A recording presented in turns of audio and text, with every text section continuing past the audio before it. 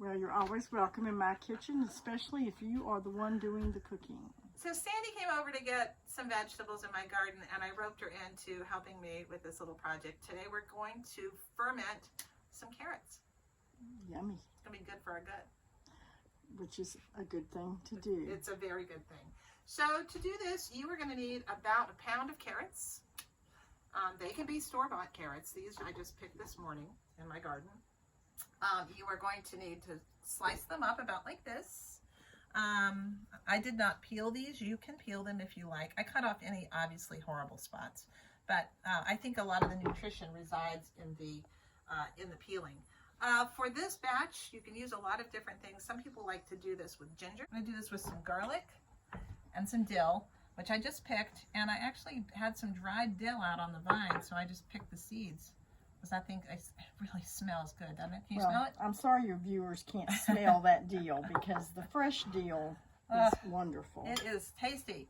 You're going to need 2 cups of water, and you're going to need some non-iodized salt. So this, you can use sea salt. This is just pickling salt. And I'm going to take 1 tablespoon of this. What is that in that salt? I don't know. This has been sitting in the kitchen for a while.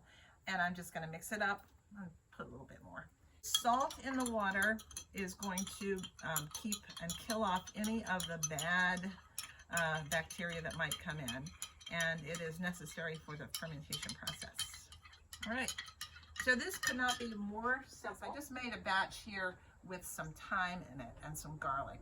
You can use herbs, you can use fresh herbs, you can use dried herbs, you can use no herbs. It's really just up to you. But I have the herbs, so I'm going to use them. So I'm going to drop in my dill, all of it. And is it important that the herbs go in first? It probably doesn't matter. On this batch, I forgot, so they're just in the top. But I put them in there. There we go. So now you're just going to start packing in your carrots, and it's a little bit better if you pack them sideways. It's, for some reason, it works just a little bit better in terms of being able to really pack them in. And, you know, if you had nice, long, beautiful carrots, you could sort of measure them out to be perfect, but I am not Martha Stewart. Sorry, Martha, I love you, but I'm just me, and I'm going to not make them look perfect. I want them to taste good, and I want them to be healthy.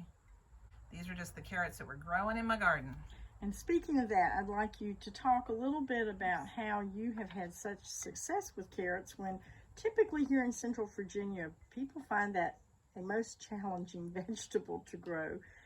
Well, and I also would like you to let us know what kinds of carrots you have. Well, I can't tell you precisely which kind each thing is, but I can tell you what I planted. First of all, why it works for me and other people have trouble. We have heavy clay soil here and a lot of compacted soil here, but I don't till my soil. I'm a no-dig gardener, and so that means I'm digging. I have very loose, friable soil. I have, you know, I'm using a lot of compost. And so it's easy for the carrots to dig their way down into my soil versus trying to make their way through heavy clay soil, which is a challenge for any plant. I grow Cosmic Purple, Danvers 126, Scarlet Nantes, and Chantonnay Red Core are the ones that I grow.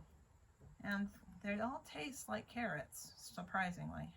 Okay, I think that's going to be good. I'm going to leave myself about 2 inches of space here. I'm going to pack them in good and tight. Next thing I'm going to do, I put the salt into the water, and I'm just going to pour it right in. You want it to be down good and low.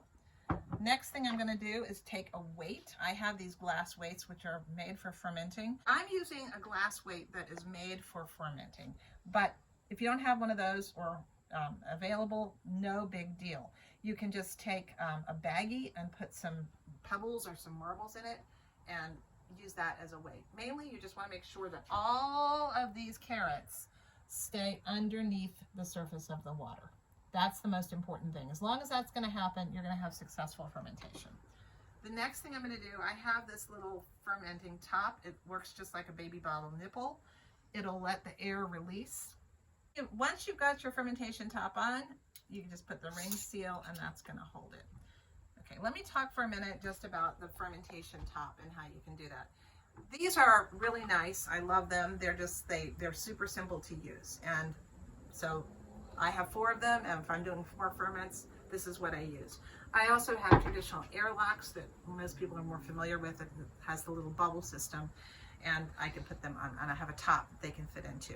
If you don't have any of those things, it's not a big deal. You can still do ferments. And the way that I've done it in the past is just to take a coffee filter, and you put that down on top of the jar, and then you just put a rubber band around it, and that works just fine. So that is how you do fermentation. Thank you so much. So Sandy, thank you for being here. Oh, I always enjoy being here. You get roped into doing stuff. Whether we film or not, I enjoy the business.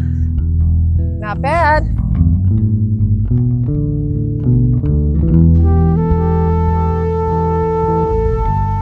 This morning, Otis came down with me to the garden.